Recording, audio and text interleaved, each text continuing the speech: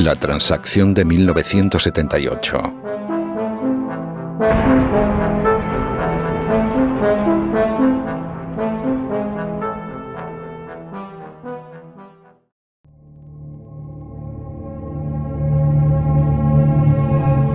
Que existía una gran inquietud por el porvenir político en los años previos a la muerte del dictador militar es algo incuestionable e indudable, incluso para los historiadores más afines al poder establecido en España.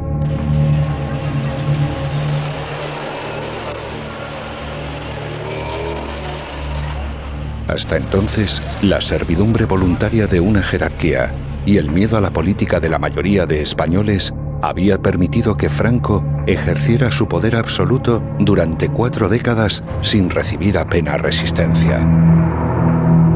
Pero pasar de una forma de Estado degenerada, la dictadura, a otra idealmente virtuosa como lo es la monarquía, parece ser contrario a las leyes eternas de lo político, descubiertas por los clásicos.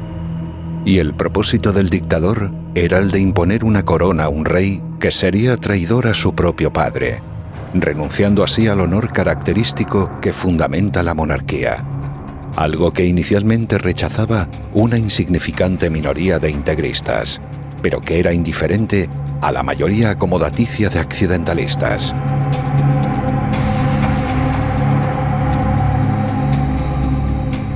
Esta intranquilidad e inquietud afectaba no únicamente a los más cercanos y privilegiados por el jefe del Estado, sino también a todos los principales actores en la reducida oposición clandestina, la que logró sobrevivir a la represión y los fusilamientos. Por eso, a pesar del secretismo y el silencio informativo en los medios de comunicación para las masas, se hacía cada vez más explícita la acción de una oposición civil. Una oposición motivada entonces con la posibilidad de llegar a la forma política de la democracia, la libertad política de todos frente a la ausencia de ella en una dictadura autoritaria. Una oposición verdadera entonces que no formaba parte del Estado y cuyo fracaso final vendría por su pacto con el poder establecido. ¿Usted cree que hay más claridad informativa ahora que antes? Sí, pienso que le permiten decir más cosas. Bueno, yo creo que va en evolución, ¿no? Indudablemente creo que va... En evolución positiva. Sí, por supuesto.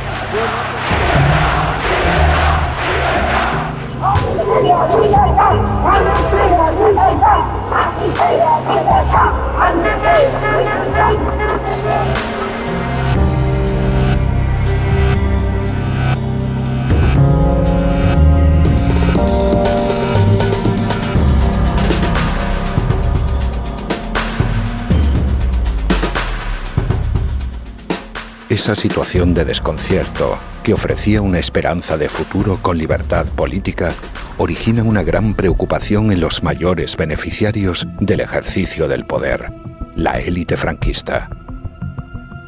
No es el amor a la libertad lo que guía a los más recalcitrantes, sino el miedo pánico.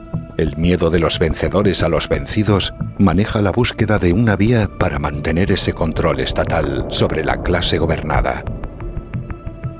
El miedo a la libertad aboca a los más cobardes a renunciar al liderazgo para buscar asegurarse en el poder a través de la reforma de lo existente.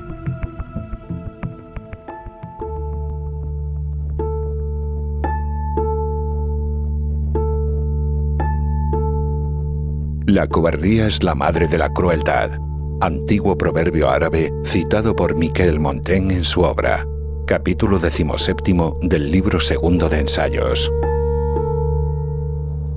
Algo que evidencia esa cobardía es la popularización entre la opinión pública de la expresión como no podía ser de otra manera. Un concepto que comienza a manejarse con frecuencia y que perdura en el uso colectivo en nuestros días. A pesar de que en el terreno político de las decisiones esto siempre es falso, sirve para confortar al que no tuvo el valor suficiente para haber hecho lo que se podía y se debía hacer.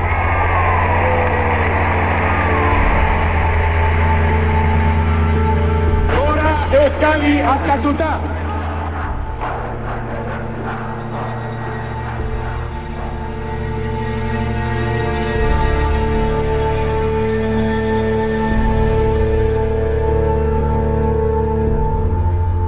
Por este motivo, los herederos del poder obtenido en la victoria de la última guerra civil, en una situación de debilidad política, intuyen la necesidad de incorporar, de algún modo, a las principales fuerzas de oposición que podrían causar una situación incierta en el caso de no ser legalizadas.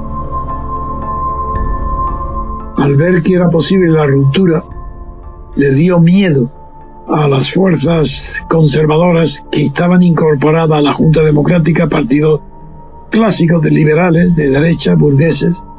Le dio miedo.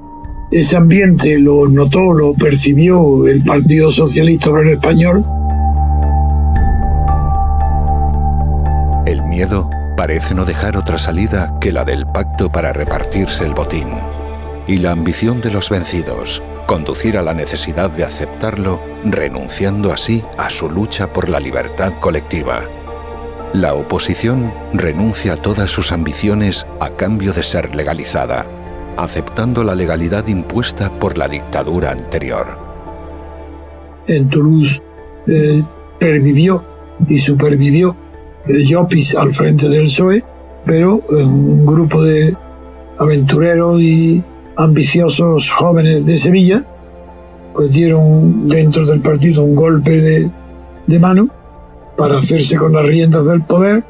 Ese grupo fue ayudado por los servicios secretos de Franco, por Carrero Blanco en concreto, y por el coronel San Martín. Hay pruebas evidentes, además yo lo sabía y lo viví, para que viajaran a Suresnes sin peligro ninguno de ser perseguido. Felipe González tenía el nombre de Isidoro para la policía, con la orden en la policía que todos lo escuchábamos por la radio y lo sabíamos. La policía no, si estaba en una manifestación en Sevilla pública, Isidoro, la policía tenía orden de no detenerlo y no hacer nada, hacer la vista gorda. Bueno, pues eso fue la tradición que triunfó y se puso al servicio de una monarquía, pero no de una monarquía cualquiera, no de una monarquía tradicional que a su cargo o sobre los hombros de una familia recaiga toda la historia de un país. No. Una monarquía preparada, dibujada, diseñada y nombrando el monarca el propio Franco. Dictador nombra rey a Juan Carlos contra la voluntad de su padre, contra la voluntad del conde de Barcelona. Yo mismo, a petición del conde de Barcelona, me llamó, me desplacé a Estoril para contestar a su hijo y a Franco. Y me pidió que escribiera los borradores, que escribí a los dos, y a su hijo, en concreto el padre le dijo que no podía consentir que aceptara una monarquía sin honor, que es lo que podía único que hacer un dictador. Esta es la verdad.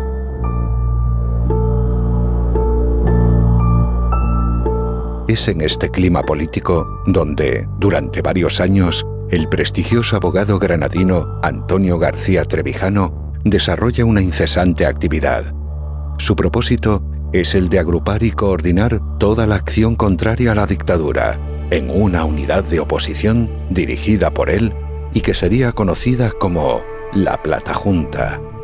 Acciones que se van desarrollando en su mayor parte de forma clandestina, pero que persiguen el concurso, más o menos consciente, de diversas formaciones políticas, algo que debía culminar en un periodo de libertad constituyente en España que finalmente instituyese la separación de los poderes.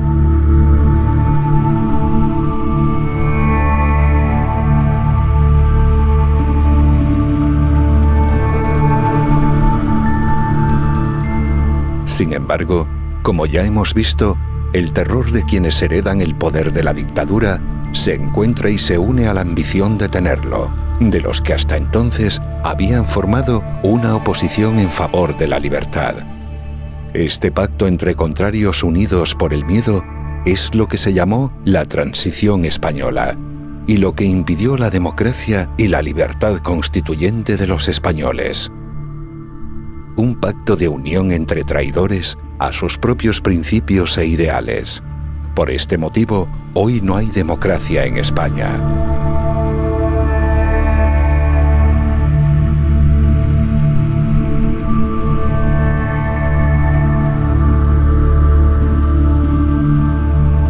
Lo que fue llamado la Transición Española en 1978 fue realmente una transacción. Un pacto para mantener la unidad de poder con la misma división de funciones de la dictadura.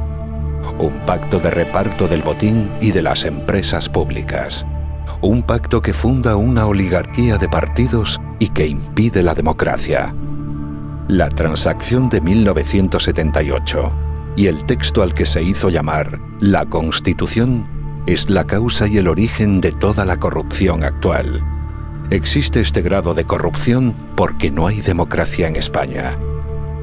El caudillo hizo un balance de los grandes logros conseguidos durante la pasada década, destacando especialmente en el aspecto político la culminación de nuestro ordenamiento constitucional. Todo ha quedado atado y bien atado, dijo, con mi propuesta y la aprobación por las Cortes de la designación como sucesor a título de rey del príncipe don Juan Carlos de Borbón.